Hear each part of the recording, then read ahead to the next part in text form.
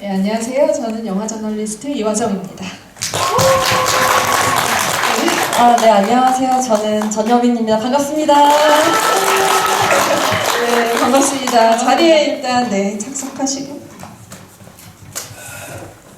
와, 저 신영극장에 토크하러 많이 오는데 오늘이 제가 온 중에 가장 많은 관객분들이 있으신. 와, 너무 영광입니다. 저희가 근데 참 궁금한 점이 있어요. 혹시 강릉에 거주하는 분이 아니신 분 손 들어 보시겠어요? 와, 그래도 비율이 한 60대 40 되는 것 같아요. 그죠? 네네네. 그럼 나는 강릉 지역 주민이다. 손! 반갑습니다. 와, 네. 네. 여러 군데에서 오셔가지고 여러 곳에서 오셔서 제일 먼 데서 오신 분은 누구일까 또 궁금하기도 하네요. 네. 혹시 제주도에서 오신 분 계세요? 네. 네. 그건 없는 걸로. 네.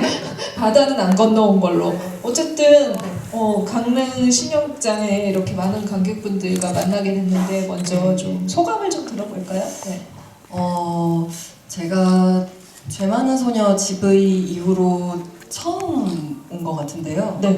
이제 GV 하로는 그러면 한 이제 3년 정도 됐을까요? 3년 정도 된 것 같고, 근데 제가 이 3년 만에 이제 관객분들을 만나러 온 것은 사실은 이유가 있었어요. 전도사입니까? 그 이유는 즉 무엇인고 하면 네. 지금 신영극장에서는 한 캠페인을 벌이고 있어요. 혹시 그 캠페인의 문구라고 해야 되나? 해시태그 샵 뭘까요? 하나 둘 셋. 신영극장을 부탁해. 와, 감사합니다. 네, 맞아요. 잘하시네요. 네, 사실 강릉 시네마테크가 이제 운영비가 삭감이 되면서 이 강원도에서는 유일무이한 이제 독립예술 영화 극장으로 운영 중에 있어요. 그래서 근데 이제 오랜만에 들려온 소식이 운영이 좀 힘들어졌다는 되게 슬픈 소식을 들었어요. 그래서 무조건 뭔가 작은 힘이라도 보태고 싶다는 마음에 이제 이화정 기자님과 함께 이렇게 함께 자리를 마련할 수 있게 됐습니다. 네. 진짜 말씀하신 것처럼 강릉시에서 이 예산을 삭감을 함으로 인해서 신영극장이 어떻게 보면은, 그러니까 제가 오늘 이렇게 많은 관객분들을 봐서 너무 기분이 좋다라고 했는데 평소에 관객이 많지 않아요. 어떻게 보면 이제 그 운영비를 보조를 받아서 이런 강릉에 시네마테크가 운영이 될 수 있게 하는 그 많은 분들에게 그 예술영화, 독립영화의 어떤 이런 좋은 지점들을 가닿게 해주는 역할을 해야 하는데 갑자기 예산이 삭감되다 보니 더 이상 이제 그 관객들에게 좋은 영화를 소개해줄 수 있는 창구가 없어질 위기에 처한 건 거죠. 그래서 아마 이제 전유빈 배우님도 그 소식을 듣고 이래서는 안 되겠다라는 생각을 했겠지만 극장에서도 그렇다면은 이 심각성을 누구를 불러서 알려야 될까라고 생각을 했을 때 가장 먼저 떠오른 사람이 강릉이 배출한 우주 대스타 전여빈 배우님이 아니었을까 그런 생각이 들어요. 네, 우선 저는 강릉시 토박이였어요. 일단 19살 때까지 나고 자란 거죠? 네, 나고 네. 자란 저희 동네이기도 하고요. 그리고 놀랍게도 여기 은지 사무국장님인가요? 네, 사무처장님. 처장님 맞나? 네. 네? 맞아요. 맞습니다. 사무국장님? 사무처장. 처장님이 네. 놀랍게도 저희 고등학교 시절 그것이 1학년 때였나요? 2학년 때 잘 기억은 안 나지만 심지어 저희가 짝꿍이었대요. 네, 저기 은지 사무처장님 한번 손 흔들어 주세요. 네, 이 강원도 강릉시의 이 극장 뭐라고 해야 될까? 이 예술 영화를 위해서 아주 힘써서 일하시거든요. 그리고 우리 또 강릉 신영극장 시네마테크가 또 정동진 영화제를 사무국이라고 해야 되나요? 조직위. 사무조직위원을 또 맡아서 하고 있거든요. 근데 정동진 위원회도 저한테는 위원회?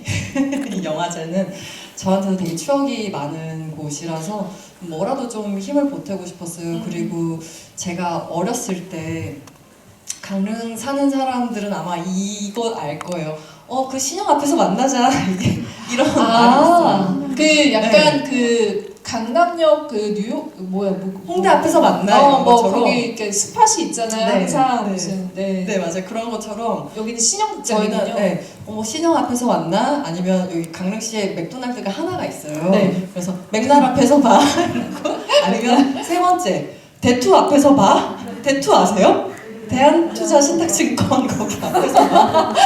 이 세 스팟이 있어요. 네네. 그 중에서도 제일 인기 있는 장소는 바로 신형이더라. 신영극장 앞. 네. 그러면 얼마나 자주 신영극장 앞? 거의 친구들하고는 거의 신형 앞에서 보자고 했던 것 같고, 근데 사실 이 신형의 역사가 이름은 그대로 유지되고 있는데 그 장소는 몇 번이 변화가 있었어요. 네. 그래서 제가 아마 어렸을 때 들렀던 신형극장의 이 처음 모습은 아닐 거예요. 저도 그 기억이 가물가물한데 네. 아마 여기로 옮기기 전에는 전에 롯데리아 자리에 있는 그쪽에 있었나? 약간 그랬을 거예요. 그래서 거기서 혼자 고등학생 때 네. 혼자서 영화를 보고, 그때는 또 영화를 보면 또 그 다음 회차가 또 상영이 되잖아요. 똑같은 영화가 상영이 돼요. 근데 나가라고 하는 사람이 없었어요. 관객이 없으니까. 그래서 똑같은 영화를 봤던 걸 또 보고 또 계속 그 자리에 앉아서 시간을 보냈던 게 생각나요. 근데 그게 한편으로는 저한테는 좀 이 현실을 잘 도피하는, 아주 안전하게 도피하는 좋은 수단이었던 것 같기도 해요. 수단이자 공간을 공간, 제공해준. 네, 그랬죠. 그랬습니다. 그러니까 토박이 많네요. 지금 약간 줄임말로 모든 것을 부를 수 있는 대투 진짜 짐작도 못했었는데 신영장이 어떻게 보면은 이제 그러니까 어린 시절에 그러니까 이 구신영극장이죠. 그러니까 그 강릉 시네마테크에서 이제 운영하기 이전에 그 기억들도 있었을 테고, 사실은 이제 그 지금 독립 예술 영화를 소개하는 신영극장이 되고 나서는 배우님한테는 또 이곳이 그 직접 출연한 작품들을 소개해주는 창고로도 굉장히 인상적이고 기억에 남는 공간이었을 것 같아요. 네, 맞습니다. 네. 우선 여기서 처음 상영의 기억이 드는 것은 문소리 선배님께서 연출해 주셨던 여배우분들도 여기에서 이제 관객분들 만나서 너무 기쁘게 뭔가 접속됐었던 기억이 나고요. 그리고 두 번째는 그때는 아마 제가 다른 것을 촬영 중이었어서 GV는 오지 못했던 것 같아요. 그때는 여자들이라는 네. GV를 했었고, 또 그 다음이 이제 죄 많은 소녀 GV를 또 여기서 아주 신나게 했었던 기억이 나고요. 그리고 아마 메리 크리스마스 미스터 모도 상영을 했을 텐데 그때도 아마 다른 걸 촬영하고 있어서 아마 오지 못했던 것 같아요. 네. 못했던 것 같고, 또 이제 뭐가 있을까요? 없나 봐요. 이제 또 열심히 일을 해야겠어요. 그간에 이제 그 출연한 작품들, 사실 이제 그 독립 영화들을 알리는 그런 공간으로서 신영극장이 너무 소중한 전여빈 배우한테는, 그죠? 네. 네. 만약에 이 공간이 없었다면 사실 그 대부분 지금 흥행작이 아니기 때문에 제 많은 소녀를 제외하고는 여러분들이 만날 수 있는 기회가 많이 주어지지 않았을 거예요. 그런데 지금 오늘날 우주 대스타가 된 전여빈 배우를 신영극장에 계속 오시는 분들은 인지할 수 있게 해주는 것 같아요. 연결고리를 만들어주고 메리 크리스마스 미스터 모에서 봤던 전여빈 배우 너무 인상적이고 좋은데 다음에 그러면은 전여빈 배우 나오는 영화를 한번 한번 보러 갈까? 이런 마음이 생기게 해주는 곳이 이런 극장이라는 공간이었던 것 같아요. 그래서 아마 지금 독립영화의 그 신인 배우들이나 신인 감독의 작품들도 그런 식으로 구슬이 서말인 것처럼 깨어 맞춰지고 있는 게 아닐까. 그래서 좀 소중하다라는 생각이 들고. 네, 이 네. 독립영화 이 상영관이 굉장히 중요한 이유는 이렇게 상영해 주시고 또 관객분들이 와주셔야 되기 때문에 사실은 이 영화라는 게 소통의 예술이잖아요. 그냥 만드는 사람들만 만들어 놓고 그 자체로만 빛나는 게 아니고 이걸 목격해 주시는 분이 있어야 된단 말이에요. 근데 다 이렇게 관객분들이 목격해 주시는 순간부터 그 가능성이 무한해져요. 그 작업에 참여한 사람들 그리고 또 그거를 바라보는 관객의 감상까지도 무한대로 퍼져나갈 수 있단 말이에요. 근데 그 순간이 저한테는 되게 큰 기회의 순간이었어요. 그래서 저는 되게 이 장소 그리고 독립영화 또 혹은 예술영화라는 것에 대한 굉장히 큰 애착이 있어요. 그리고 또 어떤 상업 진영에서는 또 쉽게 말할 수 없는 것들을 또 이 안에서는 또 굉장히 자유롭게 말할 수 있는 좋은 이야기거리들이 많거든요. 그래서 저는 아직도 그걸 너무나 사랑하고 갈구하기 때문에 이 소통의 장소가 사라지는 것에 대한 안타까움이 너무 크게 있어요. 그래서 어떻게든 좀 지키고 싶고 지키는 것에서 더 나아가서 사실 더 확장시키고 싶거든요. 이런 소통들을. 네, 그래서 오늘 여러분들과의 네. 시간이 또 아주 소중하고 또 여러모로 각각의 장소들에서 와주신 여러분들에게 너무너무 감사드립니다. 와, 박수 한번 부탁드립니다. 지금은 또 사실 이제 그 오늘 이렇게 그 본인 작품이 아니라 네. 그 다른 작품으로 오긴 했지만 굉장히 바쁜 나날이기도 하죠. 네. 오히려 지금 극장에서 상영하는 이제 배우님의 작품은 없지만 열심히 준비 중인 걸로 알고 있어요. 네, 우선 너의 시간 속이라는 넷플릭스 시리즈를 네. 한 10개월간 촬영했어요. 9에서 10개월간 촬영을 했고 그것을 이제 촬영하는 동시에 거미집이라는 영화를 김지은 같이 진행을 네. 했습니다. 진행을 하고 그 두 프로젝트는 무사히 잘 마쳤고요.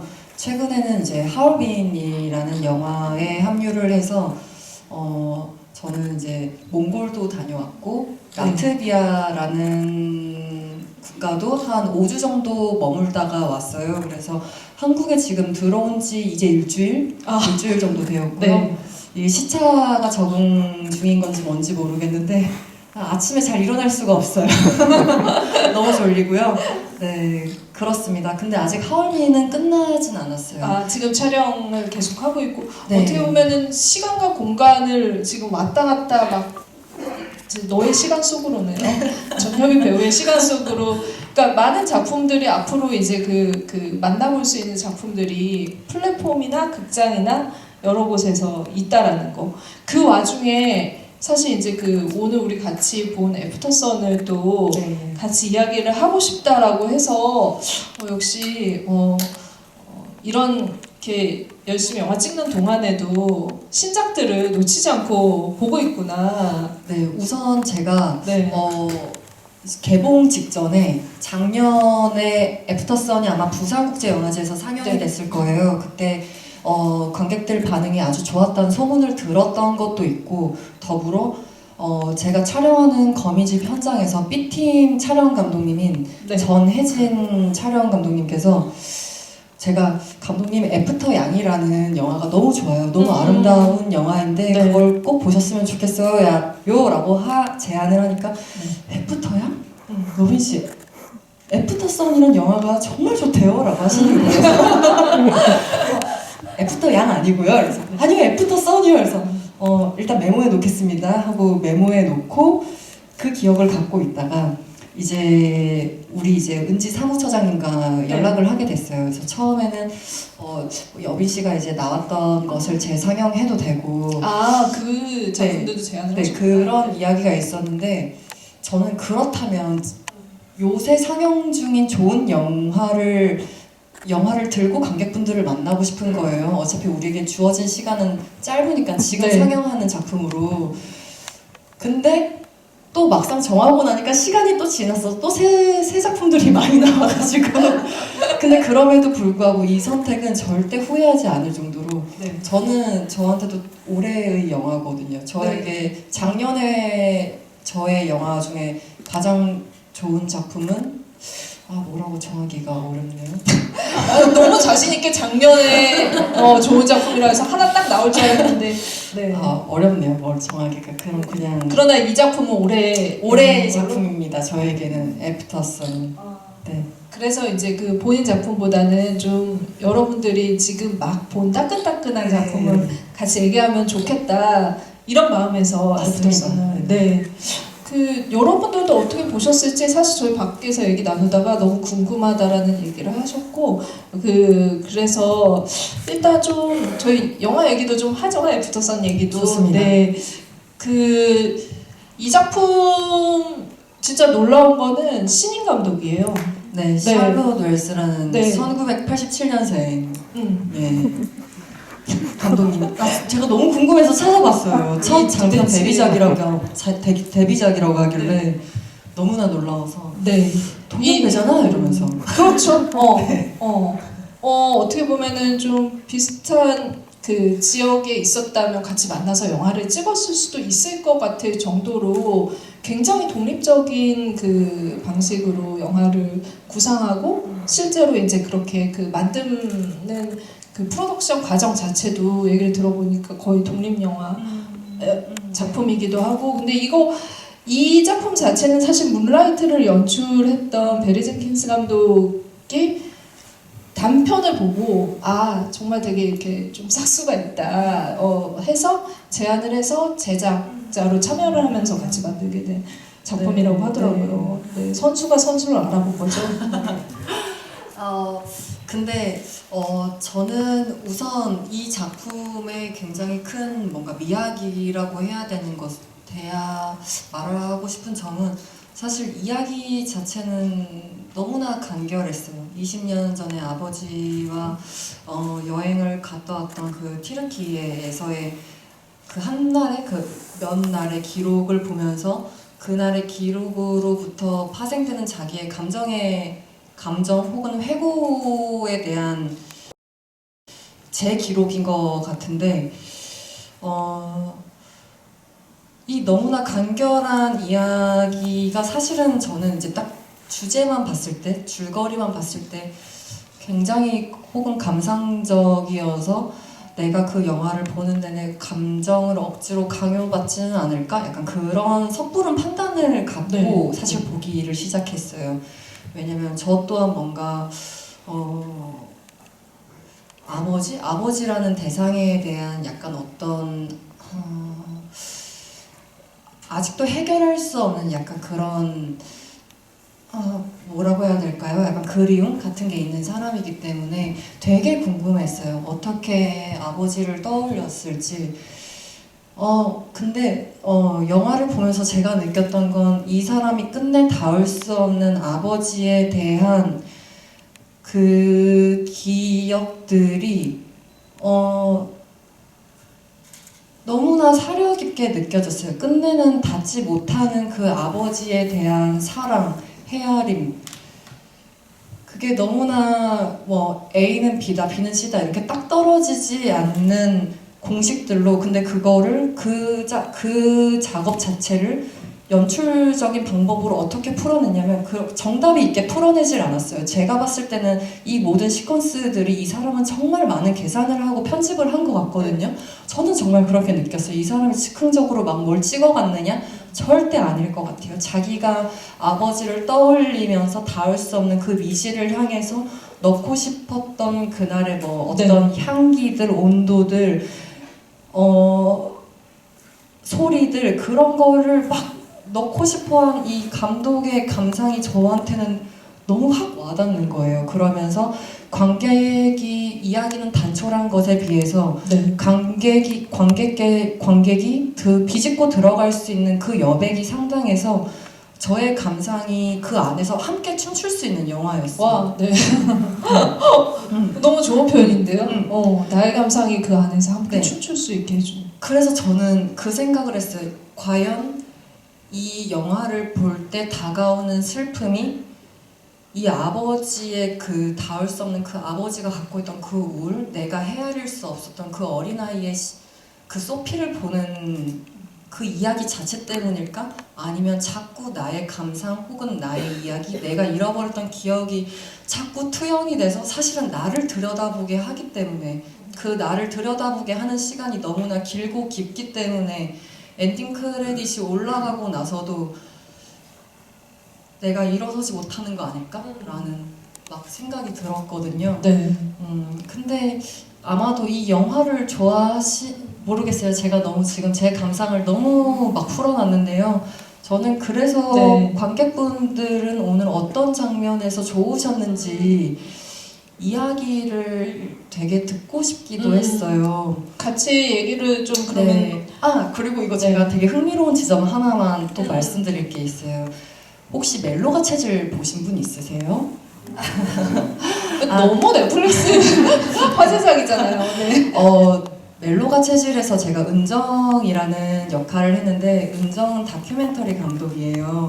그때 제가 그 인물을 만나면서 저에게 질문을 던지고 제 안에 가지고 있던 화두 중에 하나가, 내가 만약에 진짜 은정이라면 다큐를 뭘 찍고 싶을까 라는 생각을 해봤던 적이 있는데, 그때 제가 이거 어떤 다른 인터뷰에서도 말한 적이 있는데, 그냥 아주 평범한 사람의 하루를 따라가 보고 싶다. 그 따라간 하루들을 열거해보고 싶다. 그러면 그 사람이 갖고 있는 삶의 그 평범성에서 혹은 그 비어있는 시간들에서 그냥 인간이 아예 태초부터 갖고 있는 외로움을 살펴보고 싶다. 그냥 그런 얘기를 했거든요.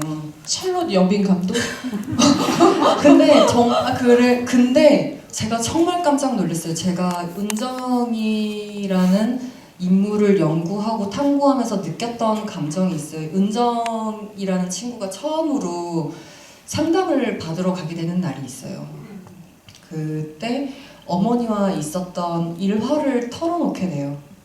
네, 그 장면에 대해서 보셨던 시청자분들은 그날의 진실이 알고 싶다고 하는데, 저는 어떤 인간의 우울이 어떤 사건을 계기로 생길 수도 있지만, 그냥 사실은 인간은 너무나 되게 소울풀한 존재라, 그냥 이 심장 안에 어떤 뜨거운 것이 있어서 그 공간 안에 되게 많은 색깔이 들어갈 수 있기도 하고, 그 안에 많은 것이 채워질 수 있다고 믿거든요. 근데 그게 비어지는 날들도 있을 거예요. 혹은 너무 뜨거워서 다 소진돼 버려서 재가 돼 버리는 날도 있을 거고, 혹은 너무 차가워져서 굳어져 버리는 날들도 있을 거고, 아니면 어떤 온도와 습도가 모든 다 좋아서 그냥 아주 씨를 뿌리면 그 씨가 잘 자랄 수 있는 땅인, 아주 좋은 땅인 상태의 그 심장을 갖고 있을 수도 있고요. 근데 제가 그 당시에 은정을 해석할 때는, 저는 은정이 비단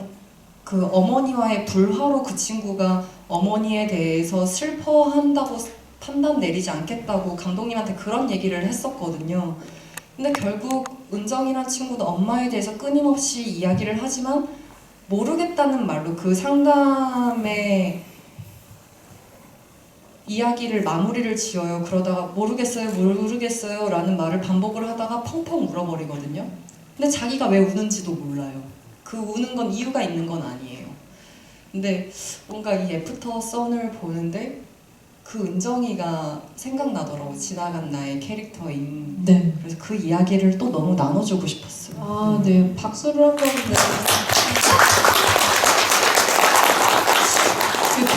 배우님들이 자기 캐릭터에 대해서 어떻게 연구를 하고 접근을 할까 이런 생각을 항상 저도 생각하게 되는데, 다큐멘터리스트가 뭘 찍을지에 대해서까지 이렇게 구상해 보는지는 오늘 또 처음 알게 됐네요. 근데 진짜 이 작품은 아까 얘기한 것처럼 각자의 영화로 남게 해주는 거에 이 힘이 있는 것 같아요. 그러니까 너무나 보편적이라고 하는 모든 재료들을 가지고 있거든요. 그러니까는 여기서 말하는 그 티르케 여행이라는 것 자체도 사실은 일반적으로 가장 우리가 패키지 투어에서 많이 하는, 전혀 특별할 거 없고 그 패키지 투어를 거쳐간 사람들은 한둘이 아닐 거예요. 너무 많은 사람들이 비슷한 어떤 그 숙소에 묵고 그 똑같은 동선으로 그 관광지들을 가게 되고 관광지 안에서 먹는 것도 다 똑같을 거라는 건 거죠. 그리고 이거 자체의 그 모든 것들도 그냥 구성 자체도 뭔가 이렇게 특별할 게 없는데 감독도 그 생각을 한 것 같아요. 이렇게 보편적인 것들을 집어넣어서 재료로 삼아야지 그 안에서 내 기억을 좀 길어 올릴 수 있다라고 생각을 한 것 같아요. 그래서 이제 그 이거에 어떤 것들을 근데 실제로는 감독이 어릴 때 아버지랑 같이 이런 그 여행 튀르키예 여행을 간 적이 있었고 거기서 착안을 했다라고 하더라고요. 그리고 여기서 되게 중요한 거는 나이예요, 나이. 그 우리가 맨날 그 외국 사람들은 나이 안 물어봐요. 나이에 대해서 그렇게까지 하는 거 싫네요. 이러는데 여기서 이 영화에서는 감독은 나이를 되게 중요하게 생각을 했었던 것 같은데 이거는 조금 사춘기가 빨리 온 여자아이와 너무 일찍 어린 나이에 아버지가 된 어떤 청년의 그 둘이 같이 여행을 떠났다는 게 되게 핵심적인 상황이거든요. 그래서 처음에 그 얘기 하잖아요. 10살에서 11살이 되었고 30살에서 31살이 되었다. 이 변환기에 이 아이는 내가 이미 어른이 되었다라고 생각을 하고 그 뭔가 남들과는 달라 이런 마음을 가지고 있고 아버지는 내가 그렇게 내가 좀 어른이 된 것처럼 보니까 아버지 좀 이상한 것 같아. 근데 나도 잘 모르겠어. 근데 아버지는 사실은 너무 일찍 아버지가 됐고 어떻게 보면 이제 그 좀 약간 이혼을 할 것 같은 그런 시기잖아요. 그래서 고민이 많은 시기고 뭔가 새로운 거를 시작하고 싶어하는 그 변환기에 둘이 만나서 같이 여행을 가서 그 안에서 뭔가 일이 계속 이제 그 이상한 것들을 감지하는 가족 사이에 이상한 것들을 감지하는 그런 것들이어서 아마 이제 그 우리도 그런 시기들 있잖아요. 그러니까는 뭔가가 바뀌고 있는 것 같기도 하고 좀 바꾸고 싶기도 하고 이런 것들은 진짜 아까 말한 것처럼 너무 잘 잡아냈어요. 그러니까 그걸 다 포착을 했고 여기는 되게 내추럴한 것 같지만 사실은 되게 구조적이고 정교하게 계산된 어떤 그 연출과 연기가 있더라고요. 그래서 감독은 되게 좋은 말로 이 영화의 구조는 기억이다라는 얘기를. 기억이요? 네. 기억이 영화의 어떤 구조를 만들어냈고 그 안에서 이야기를 해보고 싶다라는 얘기를 했어요. 그래서 이제 그 기억이 무엇일까는 이 영화 속 주인공들이라기보다는 관객들이 자기의 기억을 다 하나하나 좀 되살려내기를 바랬던 것 같아요. 그 기억이라는 지점에서 사실 인간의 기억이라는 게 어떤 공장에서 완벽하게 찍어낸 것처럼 온전하지가 않잖아요.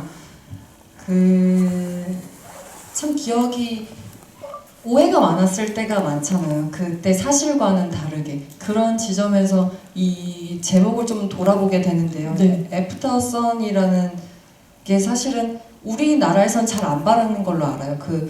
선크림이 네. 아니라 햇볕에 다 타고 난 다음에 그 탄 살 위로 바르는 피부를 다시 재생시키고 보호하기 위해서 바르는 크림이라고 하는데요. 놀러 많이 가는 데서 많이 발라요. 그죠? 네. 섬 같은. 네. 근데 저는 그 지점에서도 저는 혼자 감상이 뭔가 온 게 이미 햇볕에 다 흘러버린 화상을 입어버린 그 위에 바르는 크림인 거예요.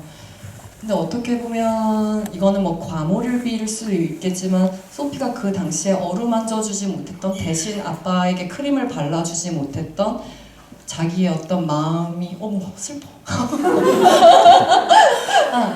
좀 이입된 제목이 아닐까라는 생각이 좀 들었어요.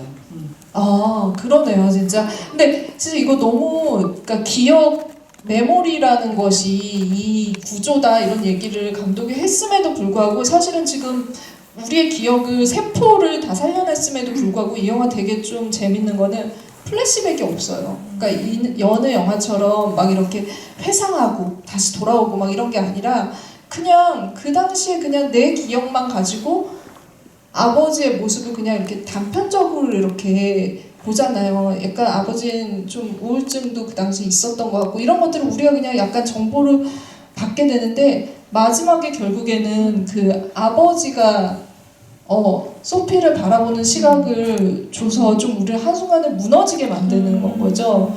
그래서 되게 정교하게 진짜 감정을 잘 쌓고 무너뜨리고 이런 것들을 잘 해내는 감독이다라는 생각이 들었던 것 같아요. 네, 그리고 이 첫 번째 장면에서 이제 소피가 잠에서 다 큰 성인이 된 소피가 침대에서 일어나서 바로 정면을 약간 보는 듯한 그 클로즈업부터 저는 시작된다고 생각이 들었는데, 그리고 사실 마지막 문을 닫는 얼굴은 아버지의 그 정면 얼굴이에요. 근데 그 마지막에 언더 프레셔 그 노래가 나올 때 막 그 클럽 안에서의 춤추는 모습은 그 몸부림치는 아버지와의 어떤 사투 같기도 하고, 그 몸부림치고 절규하는 혹은 그 음악에 막 정신없이 몸을 맡기는 아빠를 어떻게든 찾아내서 끌어안으려고 하는 그게 보였거든요. 근데 제가 감독의 인터뷰를 찾아봤어요. 저는 모두가 그 장면을 너무 사랑하겠지만, 감독이 원래는 그 장면에 그 퀸의 언더 프레셔를 넣을 생각이 없었대요. 근데 그냥 대입을 했는데, 처음에는 그 언더 프레셔 가사 내용을 모르고 넣었다가 가사 내용을 보고 자기가 너무 깜짝 놀랐다는 거예요.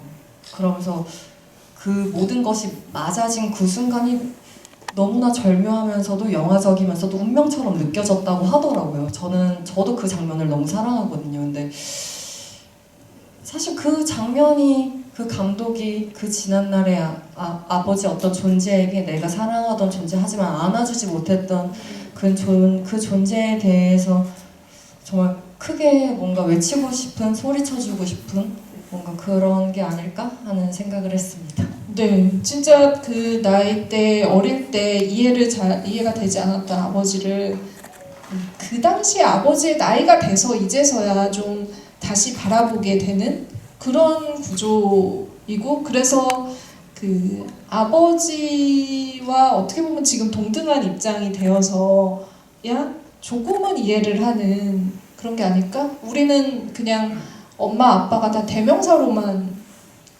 항상 불렀었잖아요. 엄마 이름으로 불렀던 적도 없고 아빠 이름으로 불렀던 적도 없는데, 엄마 아빠가 당연하다고 여겼던 그 사람들이 알고 보니까 각자의 이름으로 존재해왔고, 내가 지금 30대에 와서 느끼는 이런 불안감이나 아니면 우울감 같은 것들을 그 당시에 그들도 겪고 있었겠구나.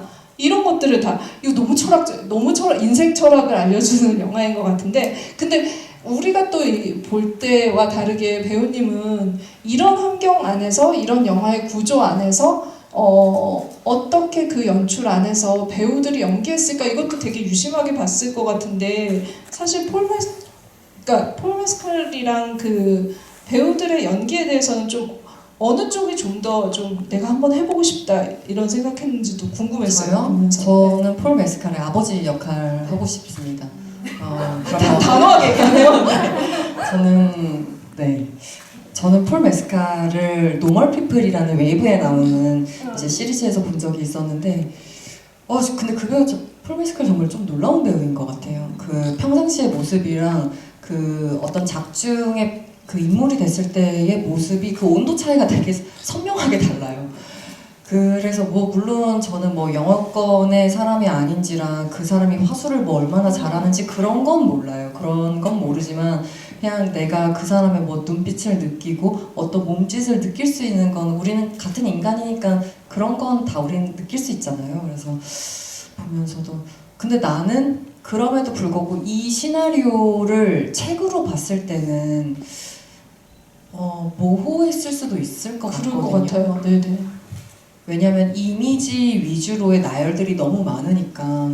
근데 폴 메스칼이 며칠 전에 이제 찾아보다 보니까 무슨 인터뷰였나요? 무슨 이렇게 글귀에서 자기는 이걸 보자마자 너무 하고 싶었다고, 이 영화는 무조건 꼭 해야 된다라는 확신을 가졌다고 하는데, 참 그 부분에 있어서도 놀라웠어요. 그래서 볼 수만 있다면 이거 대본 너무 보고 싶고. 대본? 네, 대본 너무